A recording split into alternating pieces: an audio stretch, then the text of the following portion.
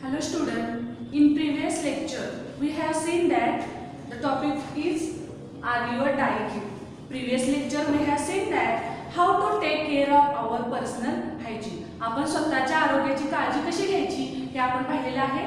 त्याचबरोबर how to take care of our clothes. त्याचबरोबर आपल्या कपड्यांची काळजी कशी घ्यायची हे सुद्धा आपण पाहिलेले आहे. Next we have seen that how should take care of at least one plant. आपण एखादं तरी झाड लावलं पाहिजे आणि त्याची व्यवस्थित काळजी घेतली पाहिजे हेही आपण पाहिलेलं आहे. Then we have seen that how to dress up for a special occasion.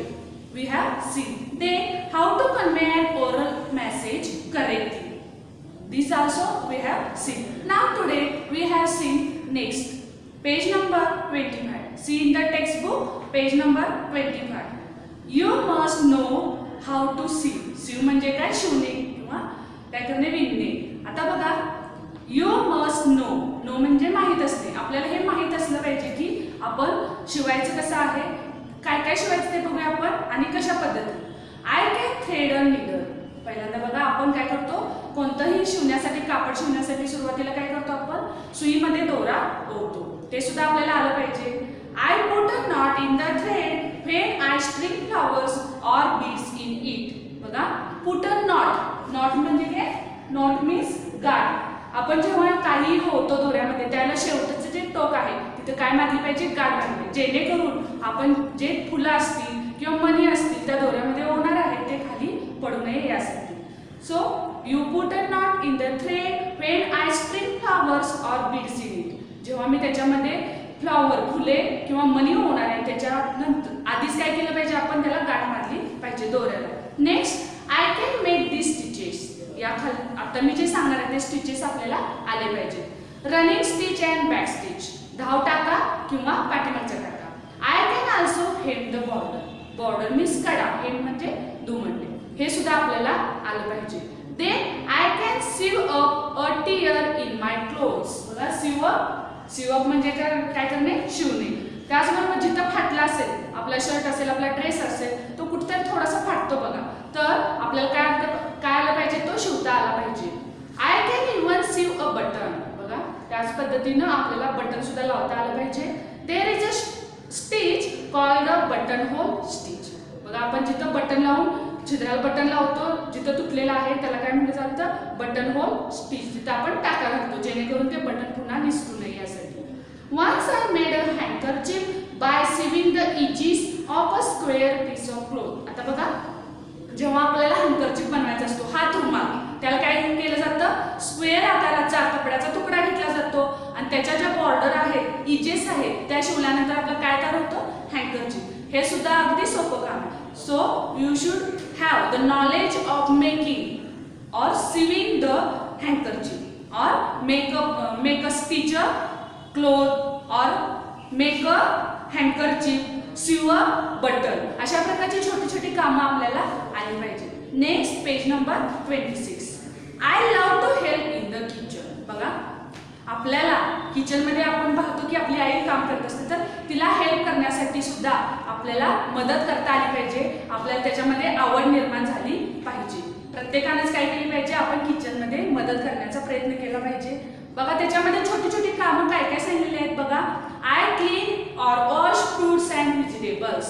मी काय करतो, फ्रूट्स अँड व्हेजिटेबल्स काय करतो, क्लीन करतो. Next I can peel a cucumber. मला काय करता येते, कुकंबर म्हणजे काकडीची साल सुद्धा काढता येते.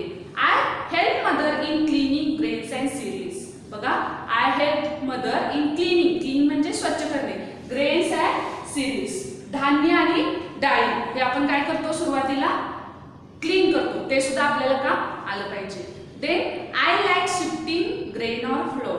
बघा मला काय करायला मला आवडतं, आय लाईक शिफ्टिंग ग्रेन. धान्य चालतात बघा, म्हणजे दळण्याआधी धान्य काय केलं जातं, चाळीनं चाळलं जातं. त्यानंतर ते दळून आल्यानंतर जेव्हा आपण आई कणिक बनवते त्याच्या आधी आपण काय करतो, पीठ सुद्धा चालतो, जेणेकरून जे ओबडधोबड त्यातलं काय राहिलं असेल शिल्लक तर ते आपल्या ह्याच्यामध्ये जाऊ नये, ते सुद्धा मला आवडतं.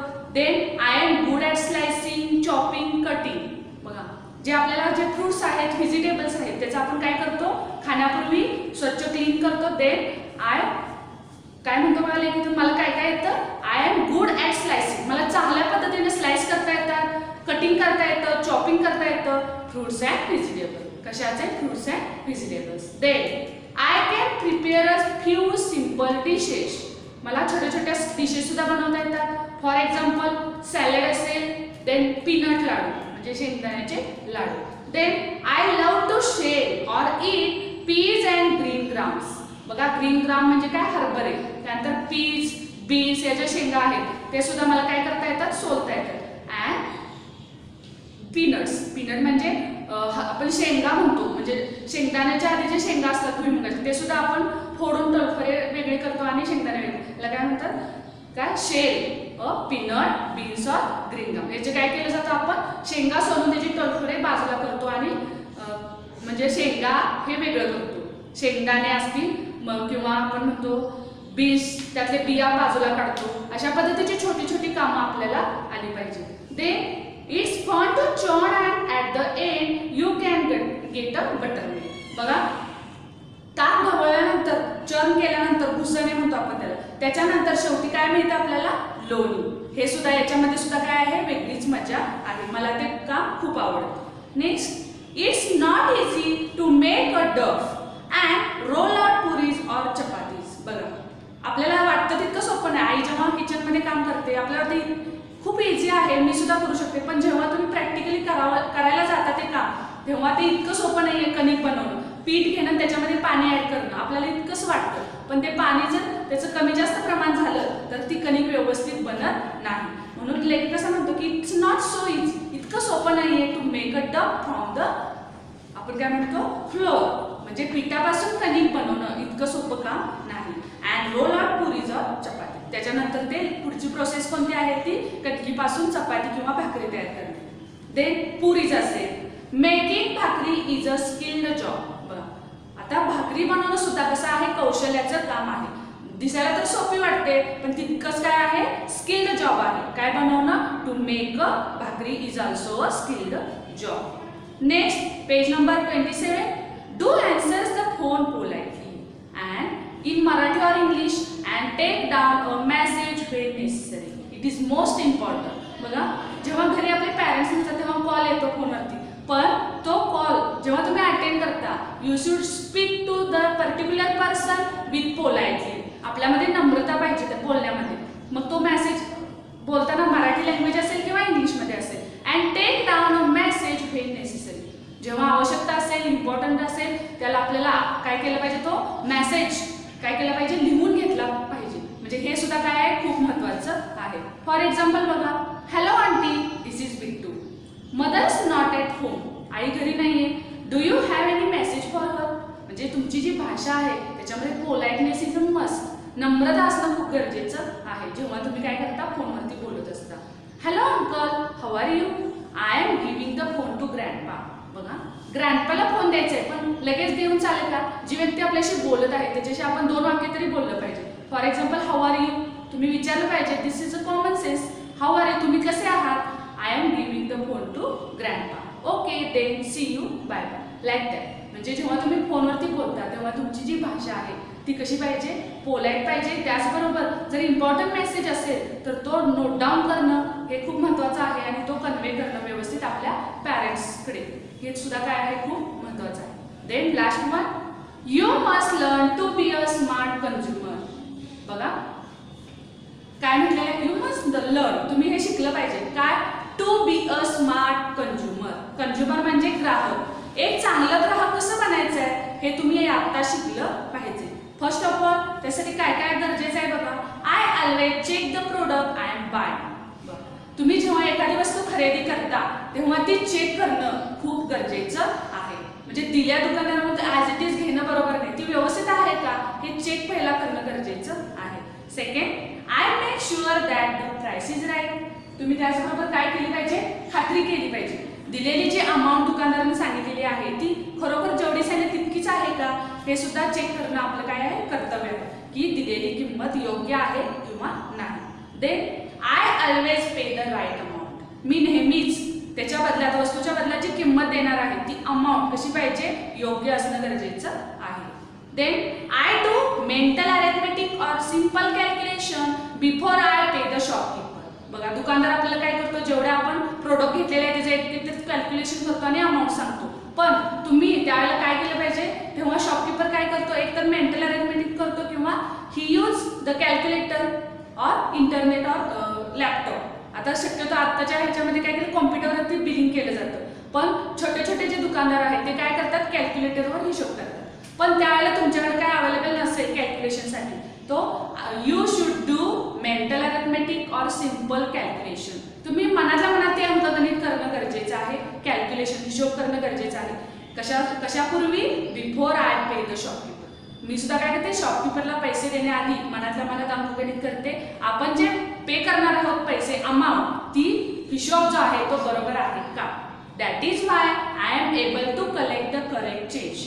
आणि जर आपण कॅल्क्युलेशन केलं तरच आपल्याला जे रिटर्न पैसे घेणार आहेत ते सुट्टे, चेंज म्हणजे सुट्टे, ते पैसे कसे असणार आहेत, योग्य असणार आहेत. त्याची खात्री करून घेतलं पाहिजे. Then I carry the money safely and carefully. आता बघा, शॉपकीपर काय करतो, आपल्याला रिटर्न रक्कम देतो, तर ते पैसे आपण अगदी सुरक्षित आणि काळजीपूर्वक घरी परत नेऊन देणं, हे सुद्धा माझं काय आहे, कर्तव्य आहे. ते मला छोटी छोटी कामं जमली पाहिजे. I remember to take proper container. It is most important that when we go to buy a product you should carry the proper container to the market or to the shop. जेव्हा तुम्ही एखादी वस्तू खरेदी करून किंवा अनेक वस्तू खरेदी करण्यासाठी जाता, ती वस्तू ठेवण्यासाठी काय पाहिजे, तुमच्याकडं योग्य कंटेनर असणं गरजेचं आहे. मग ती कोणतीही बॅग असू दे. पण त्यासाठी काय अवॉइड केलं पाहिजे, I avoid plastic bags in any case. कोणत्याही पद्धतीने तुम्ही कॅरी बॅगचा वापर करायचा नाही. पण जे कंटेनर तुम्ही घेणार आहे ते योग्य असलं पाहिजे. म्हणजे जेवढे तुम्ही प्रोडक्ट घेणार आहे ते त्याच्यामध्ये बसेल इतकं कंटेनर तुमच्याकडे असणं गरजेचं आहे. So student, we have today learned or finished the topic. Are you a die kid? Die kid means do it yourself. अशा प्रकारे आपण पहिल्या लेक्चरमध्ये आणि आताच्या लेक्चरमध्ये जे पाहिलेले आहेत, जे तुम्हाला आता या एजला बऱ्याच गोष्टी येणं गरजेचं आहे. येत नसेल तर नेव्हर माइंड, तुम्ही काय केलं पाहिजे, यावर्षी त्या गोष्टी करायला शिकलं पाहिजे. त्यानंतर आपण बघूया या लेसनवर असणारे महत्त्वाचे questions. I have written here. Look at the blackboard. Question first, you can add to this do it yourself list. आता बघा, हा पर्सनल रिस्पॉन्स क्वेश्चन आहे, हा तुमच्याशी रिलेटेड आहे. याचं उत्तर तुम्हीच शोधलं पाहिजे. यू कॅन ऍड, तुम्ही या लिस्टला काय करा, स्वतःचे लिस्ट ऍड करा. त्याच्यामध्ये काय पाहिजे, you can add to this do it yourself. तुम्ही स्वतः ज्या ज्या काही गोष्टी करू शकता त्याची काय करायची आहे, लिस्ट करायची. मग 4 असू देत किंवा 5 असू देत. हे write down the answer of this question. Next question, write a short report about yourself. तुम्ही स्वतःवरती काय लिहायचं आहे, रिपोर्ट. तर त्याच्यामध्ये कोणकोणत्या पॉईंटवर लिहायचं आहे बघा. First is things I can do. अशा गोष्टी लिहा ज्या तुम्ही स्वतः आता सध्या करू शकता. I can do means you can do now. Second, things I am learning to do. अशा काही गोष्टी असतील ज्या तुम्हाला परफेक्ट येत नाही, पण तुम्ही आता त्या करायला काय करत आहात, शिकत आहात. लर्निंग टू डू म्हणजे करायला शिकत आहोत. आता प्रोसेस सुरू आहे, त्या गोष्टींची तुम्ही यादी करा ज्या गोष्टी तुम्ही आता शिकत आहात. Then third one is things I can to do. I love to do, sorry, things I love to do. अशा गोष्टी ज्या तुम्हाला करायला खूप आवडतात, अशा सुद्धा काही असतील की ज्याच्यामध्ये तुम्हाला करताना आनंद मिळतो किंवा तुम्हाला त्या करायला खूप आवडतात. अशा गोष्टींची सुद्धा तुम्ही यादी करायची.